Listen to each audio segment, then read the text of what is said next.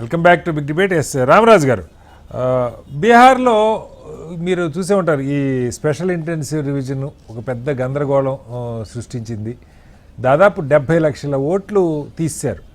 ఒక్క ఓటర్ని కూడా ఎన్నికల సంఘం వీళ్ళు విదేశస్తులు, ప్రచారం అంతా విదేశస్తుల్ని, పౌరసత్వం లేని వాళ్ళని తీసేయటం కోసం ఇది పెడుతున్నాం. ఈవెన్ ఆధార్ యాక్సెప్ట్ చేయడానికి కూడా వాళ్ళు సుప్రీంకోర్టు ముట్టికాయలు ఇస్తే తప్పితే యాక్సెప్ట్ చేయలే. ఇంత జరిగిన తర్వాత ఎస్ఐఆర్ పూర్తయిన తర్వాత ఒక్క ఓటర్ని కూడా విదేశస్తుడు అని చెప్పి డిక్లేర్ చేయలే ఎన్నికల సంఘం. కానీ ప్రధాని దగ్గర నుంచి అందరూ ఎన్నికల్లో మాట్లాడింది ఇన్ఫిల్ట్రేటర్స్ని ఎంకరేజ్ చేస్తుంది కాంగ్రెస్. ఇన్ఫిల్ట్రేటర్స్ ఓట్ల కోసం వీళ్ళు ఇవన్నీ చేస్తూ ఉన్నారు, ఓటు చోరీ యాత్ర, ఇవన్నీ మాట్లాడారు. ప్రజలు మరి వాటిని నమ్మారా? అలాగే ఇప్పుడు మనం జూబ్లీహిల్స్లో చూస్తూ ఉన్నాం, ఒక ట్రయాంగిల్ ఫైట్ ఉన్నప్పుడు చివరికి వచ్చేసరికి ఒకళ్ళ ఓటు వీళ్ళు రేస్లో లేరు అనుకున్నప్పుడు తగ్గిపోయే ప్రమాదం ఉంది. యాక్చువల్గా బీజేపీ బాగా పర్ఫామ్ చేస్తుంది అనుకున్నది ఈ ఎగ్జిట్ పోల్ నిజమైతే ఇక్కడ 5-6% కన్ఫైన్ అవుతుందని చెప్పి మనకి వస్తూ ఉంది. అలాగే జన్ స్వరాజ్ పార్టీకి ప్రశాంత్ కిషోర్కి దాదాపు 15% దాకా ఓట్లు వస్తాయని చాలా సర్వేలు చెప్పినాయి. కానీ పోల్లో ఇప్పుడు మనకి సీట్లు ఎవరిచ్చినా కూడా 2 నుంచి 4 సీట్ల కంటే ఇవ్వట్లే. ఆయనకి ఓటు శాతం ఎంత వస్తుంది? అతను యువతని చేల్చకపోతే, యువత ప్రధానంగా తేజస్వి వైపే ఉన్నట్టుగా అన్ని ఎగ్జిట్ పోల్స్ చెప్తా ఉన్నాయి. సో ఎలా ఉండొచ్చు ఆయన ఫ్యాక్టర్? కానీ ఆయన ఓటు ఈ పోలరైజేషన్లో కనుక తగ్గిపోతే ఎగ్జిట్ పోల్స్ ఇంకొకలాగా ఫలితాలు భిన్నంగా వస్తాయా? లేకపోతే ఉద్యోగాలది 3 కోట్ల ఉద్యోగాలు, 2.5 కోట్ల ఉద్యోగాలు ఆయన ప్రకటిస్తే ఎన్డీఏ కూడా 1 కోటి ఉద్యోగాలు ప్రకటించారు. ప్రజలు వీటిని నమ్ముతున్నారా? ఎలా అర్థం చేసుకోవాలి? రామరాజు గారు మ్యూట్లో ఉంటున్నారు, ఒకసారి అన్మ్యూట్ చేసి మాట్లాడండి.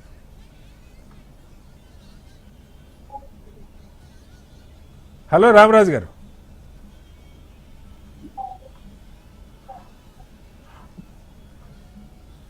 రామరాజు గారు, నా వాయిస్ వినపడుతుందా? అయ్యా మళ్ళీ వస్తాను రామరాజు గారు మీ దగ్గరికి.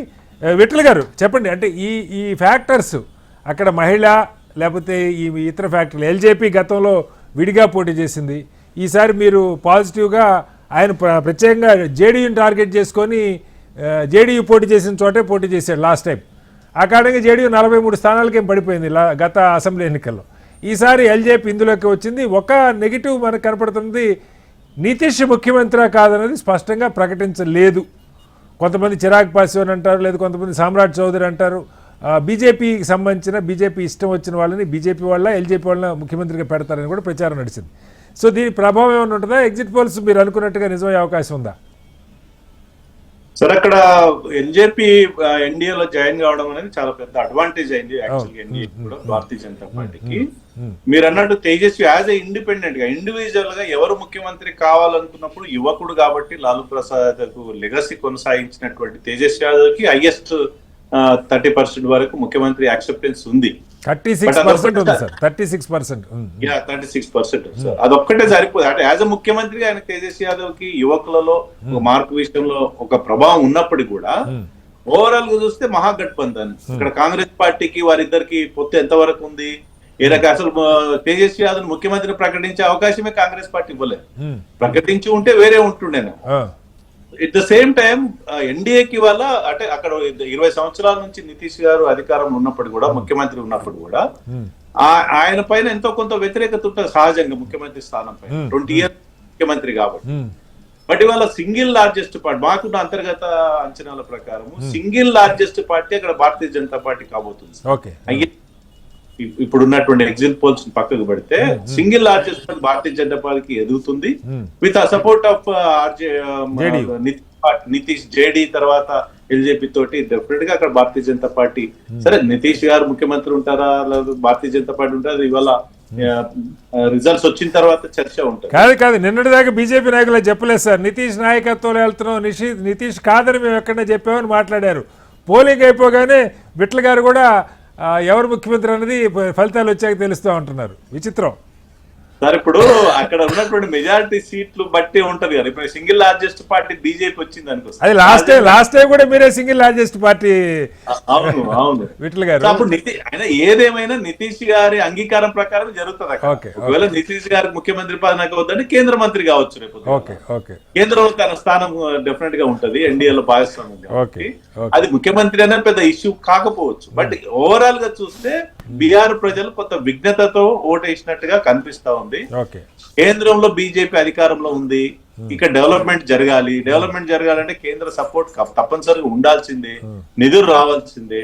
ఒకవేళ తేజస్వి యాదవ్ ఆర్జేడీ పార్టీ అంటే గెలిపించి ఎన్డీఏని గెలిపించకపోతే సపోర్ట్ ఉండదు అని ఒక మెసేజ్ ఏమైనా వెళ్ళిందా కింద ఓటర్లకి? ఉంటది కదా సార్ సహజంగా. ఇప్పుడు కేంద్రంలో అధికారంలో ఉన్న పార్టీకి ఇక్కడ అధికారంలోకి వస్తే సహజంగా సపోర్ట్ ఉంటదని ఒక ఉంటది కదా సహజంగా. ఓకే. సో ఆర్జేడీకి ఒక వ్యక్తిగా తేజస్వి యాదవ్ బలంగా ఉన్నప్పుడు కూడా కేంద్రంలో కాంగ్రెస్ పార్టీ అధికారంలో ఉంటే ఆర్జేడీ కొంత అవకాశం ఉండేదేమో. Okay okay. సో ఆ వ్యతిరేకత అనేది కూడా ప్రజల్లో డెఫినెట్ కనిపిస్తుంది. ఇప్పుడు వీళ్ళ కోటేస్తే లాభం ఏందనేది చూస్తారు. ఒక మోస్ట్ బ్యాక్వర్డ్ ఏరియా ఉన్నటువంటి బీహార్ లో డెవలప్మెంట్ ఆస్పెక్ట్ ఇప్పుడు గత 5 సంవత్సరాల నుంచి డెవలప్మెంట్ ఆస్పెక్ట్ చాలా జరుగుతా ఉన్నాయి. ఇన్ఫ్రాస్ట్రక్చర్ పెరిగింది, రోడ్స్ పెరిగింది, అక్కడ ఉన్నటువంటి వాటర్ ఫెసిలిటీస్ పెంచడం జరిగింది, చాలా ఉంది. ఇంకా చాలా వెనుకబాటు ఉన్నప్పుడు కూడా కేంద్ర సపోర్ట్ తోటి అక్కడ చాలా డెవలపింగ్ యాక్టివిటీస్ జరుగుతా ఉన్నాయి, ఇంకా జరుగుతుంది. ఆ డిస్టర్బెన్స్ ఎందుకు? మళ్ళీ మార్పు కోరితే ప్రభుత్వం ఈ డెవలపింగ్ యాక్టివిటీస్ దెబ్బతింటాదనేటువంటి భావం ప్రజల్లో ఉంది. ఆ రకంగా ఓటు జరిగిందని నేను అనుకుంటున్నాను.